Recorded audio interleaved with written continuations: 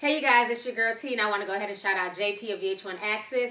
This story is insane. So if you guys haven't heard, over the weekend in Springhill and Mansfield, Louisiana, there was a huge EBT glitch. So what happened is when people went to Walmart to go, pay for their items, there was a glitch basically showing no limit on their EBT card.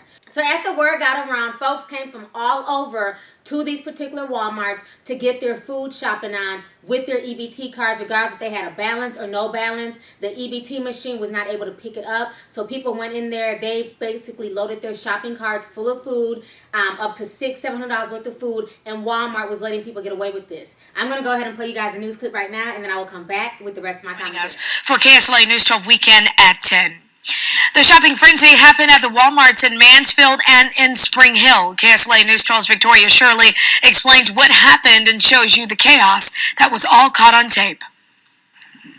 Walmart shoppers in two Arklatex towns looking to do some grocery shopping on Sunday found bare shelves and empty food bins. Just about everything is gone. I've never seen in that condition. Shopper Anthony Fuller says the big box store in Mansfield looked like someone raided it. He's not far off. All the boogies are gone. Hundreds packed both the Mansfield and Spring Hill Walmart Saturday night. Once word spread they were accepting electronic benefit transfers or EBT cards with no limits. Police were called in to control the crowds. Spring Hill Police Chief Will Lind says people piled their cars full of food for 2 hours. But when balances started showing up on cards again, people rushed out, abandoning their carts and leaving behind a huge mess. One man captured the aftermath with cell phone video. Man, this is unreal, bro. Oh, when we walked through the door, it looked like a tornado had came through. O.J. Evans and a friend were there to buy a t-shirt, but when they saw dozens of full and abandoned carts, he only thought one thing. I was just thinking Facebook and Instagram. The shelves empty. While he can be heard laughing in the video, Evans says he felt bad for the employees that would have to restock the food. I was just thinking, oh my God, I'm so glad my mom doesn't work here anymore. Evans believes it was natural human reaction that led people to fill up their carts during the glitch. But couples Stan and Judy Garcia feel very differently. That's plain theft. That's stealing. That's all I got to say about it. We asked Walmart spokesperson Kayla Whaling if the company would be taking the loss on any food purchased on the cards not showing balances. Whaling would only say that they monitored transactions during the outage. Victoria Shirley, KSLA News 12. Now that Walmart spokesperson tells us they know their customers were counting on them during the outages and made the decision to continue accepting the EBT cards so that they could get food for their families. A spokesperson for the Louisiana Department of Children and Family Services tells KSLA News 12 they take all allegations of potential fraud seriously. They are aware of the problems and they will be investigating.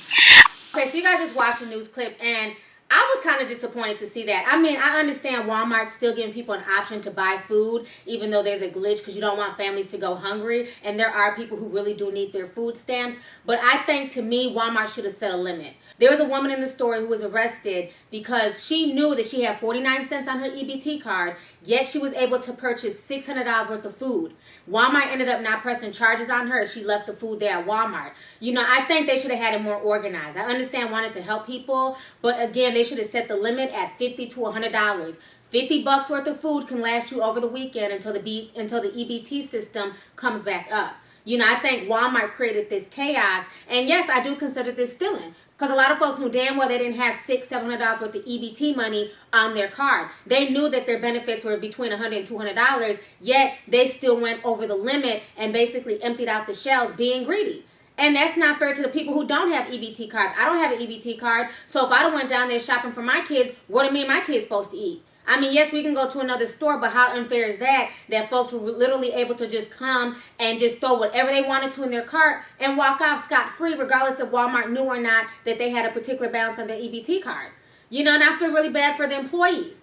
Because after the glitch came back up and folks realized, like, yo, the system's back up, you can't get away with stealing $600 worth of food because you only have $100 on your EBT card, then folks just left the food there. They just left cold food, ice cream, carts and carts of food were abandoned because now the hustle was up.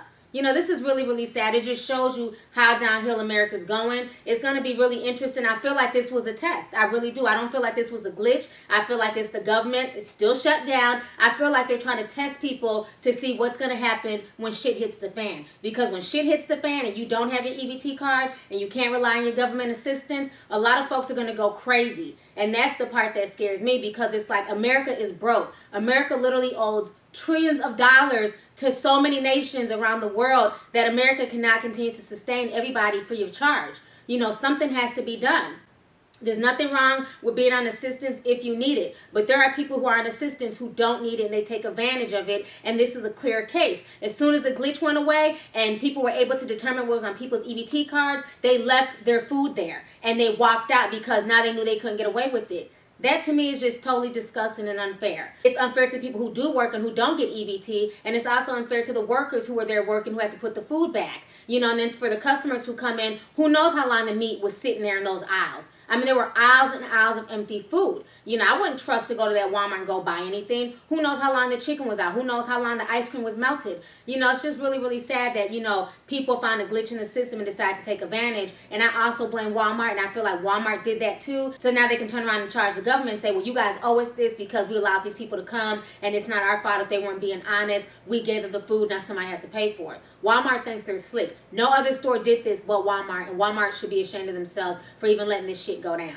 So anyways, go ahead, leave a comment, let me know your thoughts on the entire situation. And how do you feel about the folks coming in there doing this and then leaving the carts of food alone once the glitch was over? Let me know your thoughts. All right, deuces.